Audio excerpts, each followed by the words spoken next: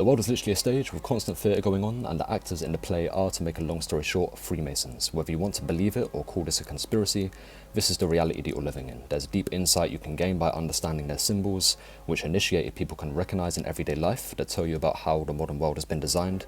We'll cover a couple key topics here around it, which are important to know in the age of bullshit and social media, and go in depth in future. So singularity is God, unity, while the devil is the illusion of separation from that singularity, which manifests itself as base consciousness. This is a way of thinking in which you see everything as divided, black and white, rather than interconnected, hence why everything in the mainstream is designed to turn everyday people against each other and present a narrative of this is correct, this is false, leading people to be fed entire belief systems.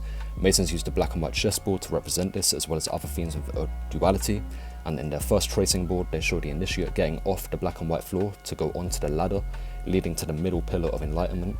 So the chessboard is duality and the lowest level of consciousness that you can have. They mock everyday people through this symbolism, which is why police, slaves of the state who, for example, enforce censorship laws, have their head wrapped in it, symbolizing how their consciousness is owned by them, and on the lowest level.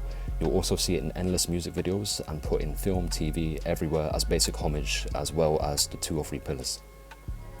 All the music which is pushed the most is about sex, drugs and violence, to put the spotlight on base consciousness, because they don't want you knowing the truth of how powerful your mind really is, so they keep it in the animal state of sex, consumption and greed. This goes for everything else: food, education, the news, etc. It's also why everything in the West is made to glorify the ego, with the obsession around money, cars and overcoming your fellow human beings. People are stuck in this state of mind without knowing it, hence why they dismiss those who speak about truth around things like this, and even get angry when their realities are questioned.